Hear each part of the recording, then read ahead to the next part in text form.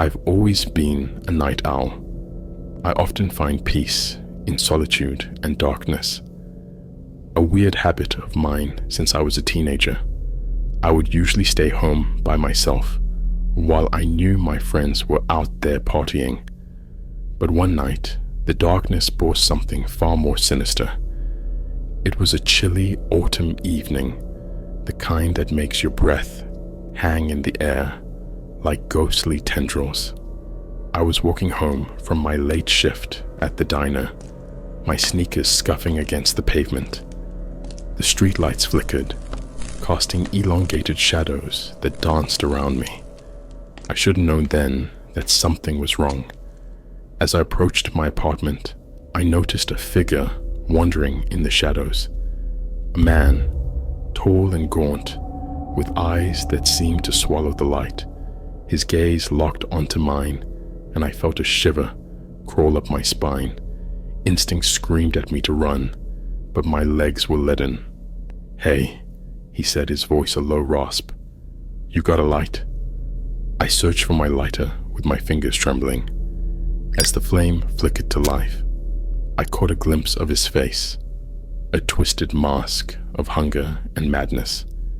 But it wasn't the cigarette he wanted to light. It was my life. Before I could react, he lunged at me, a rag soaked in chloroform pressed against my mouth. The world blurred, and I fought to stay conscious, but darkness swallowed me whole. When I woke, I was in a damp, windowless room, the air filled with this weird, rotten, pungent smell. My hands were bound, and my head throbbed. The man stood in the corner, watching me with those hungry eyes. "You're mine now," he whispered, his breath hot against my cheek. "I've been watching you for weeks. You're perfect." He called himself the Collector, said he specialized in rare specimens, people who wouldn't be missed.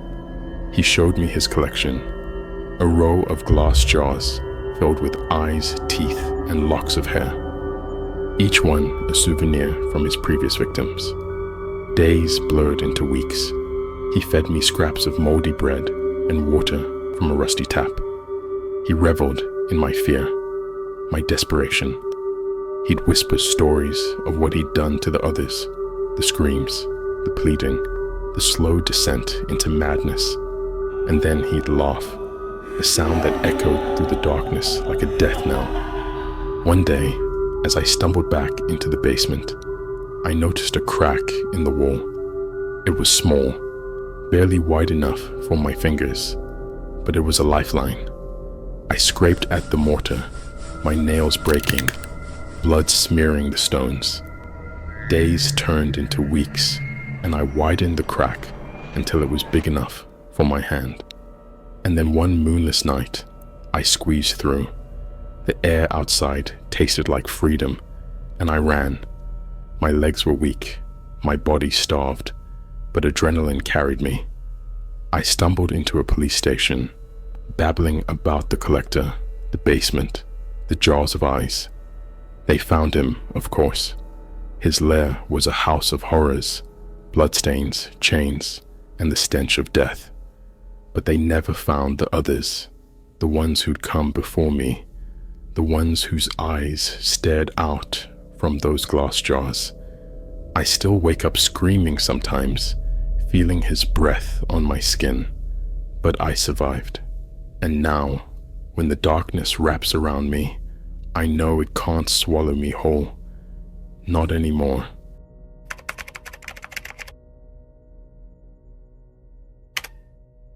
My heart pounded in my chest like a trapped bird as I frantically dialed 911, the operator's voice a beacon of hope in the abyss of terror.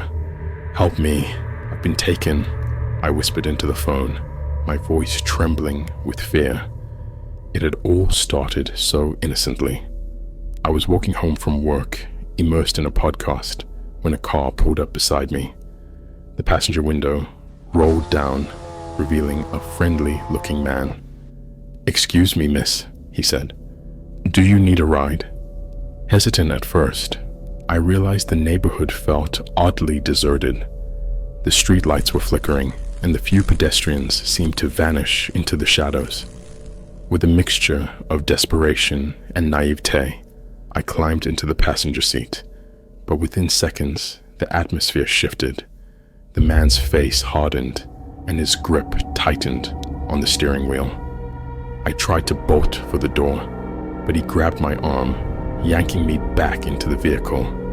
A cold realization washed over me. I had made a fatal mistake. He drove for what felt like an eternity, the unfamiliar roads winding through darkness. I could sense his predatory eyes watching me in the rearview mirror. Every bump and turn sent a surge of terror through my body. Eventually, he pulled into a secluded driveway. I screamed and fought with all my might, but my feeble attempts were met with overwhelming force. He dragged me out of the car and into a dilapidated house. Inside, the walls were adorned with grotesque paintings and flickering fluorescent lights buzzed overhead. He tossed me into a dingy basement, the stench of mildew and rot permeating the air. I was alone, stripped of my dignity and hope. Hours turned into days, each one a living nightmare. He would visit me sporadically, his eyes glinting with sadistic pleasure. He fed me scraps of food and watched me wither away in a pool of my own despair. I was a prisoner, a living embodiment of his twisted fantasies. He forced me to perform unspeakable acts, degrading me beyond recognition. Every moment was a torturous reminder of my captivity, a harrowing journey into the depths of human depravity. As days bled into weeks, I began to lose all hope. I was broken, both physically and emotionally. I had become nothing more than a plaything for a monster. But amidst the despair, a flicker of determination ignited within me. I knew I had to escape, to reclaim my freedom. One day, while he was out, I found a small shard of glass and hid it in my pocket. That night, I waited until he fell into a drunken stupor and then used the glass to cut my bonds. With trembling legs, I made my way out of the basement and into the darkness of the house. I could hear his labored breathing behind me, his footsteps pounding on the floorboards. I ran as fast as I could, my heart pounding in my throat. I stumbled and fell several times, the house a labyrinth of terror, but I refused to give up. I had fought for so long, and I was not about to be defeated now. Finally, I burst out of the front door and into the crisp night air. I ran until my lungs burned and my legs gave way. A good Samaritan found me wandering dazed and disoriented and called the police. Justice prevailed. My kidnapper was apprehended, and I was able to begin the long and arduous process of healing. The scars of my experience would never fully fade, but I had survived the unimaginable. I emerged from the ordeal as a different person, forever changed by the horrors I had witnessed. But I was also a survivor, determined to reclaim my life and find peace after a journey into the depths of human darkness.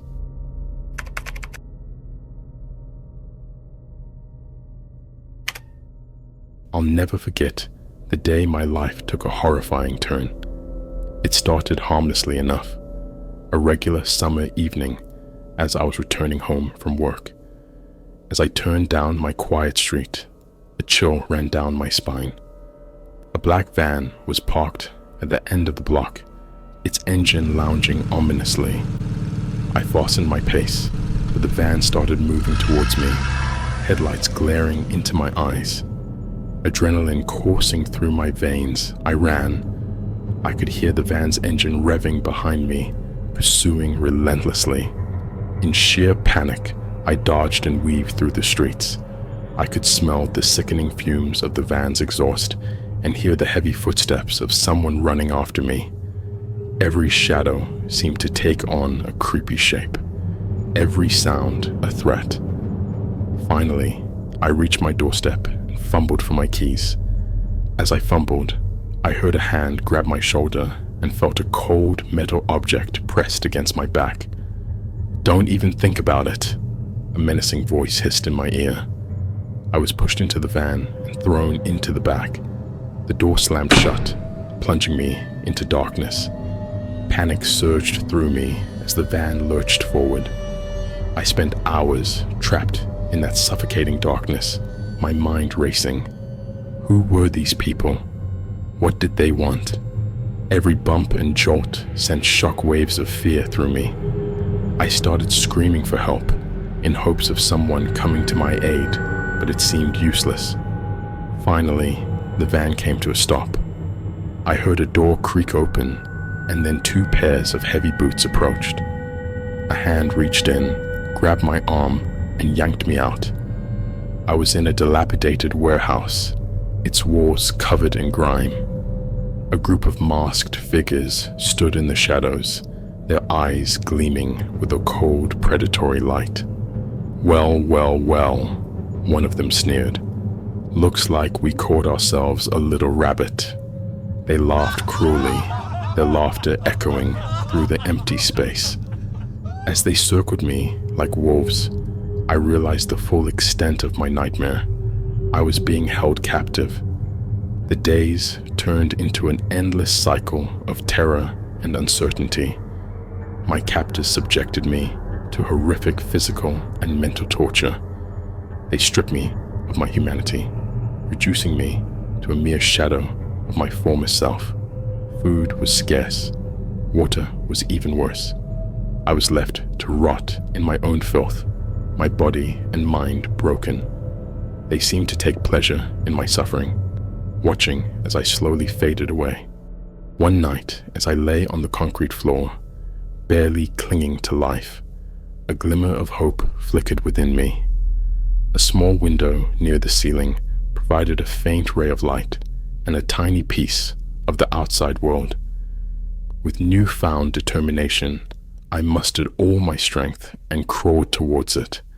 I peered out cautiously, my heart pounding in my chest. Below me, I saw a group of people walking down the street. Adrenaline surged through me. I started banging on the window and screaming for help at the top of my lungs. To my surprise, the people outside had heard me. They stopped and looked up, their faces etched with concern. But before they could react, my captors heard me too. They grabbed me and dragged me away from the window with raging force. "How dare you?" one of them shouted. "You think you can escape us?" They beat me mercilessly, their fists connecting with my body like hammers. I thought I would die that night, never seeing the light of day again. What have I done to deserve this? But then, everything changed. A loud siren pierced the air, followed by the sound of heavy footsteps approaching.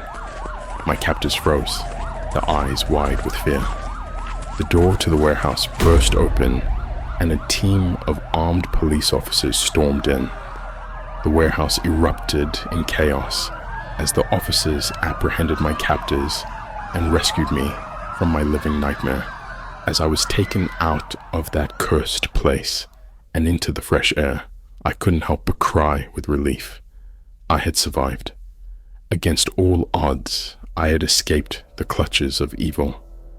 The months that followed were a blur of recovery and therapy.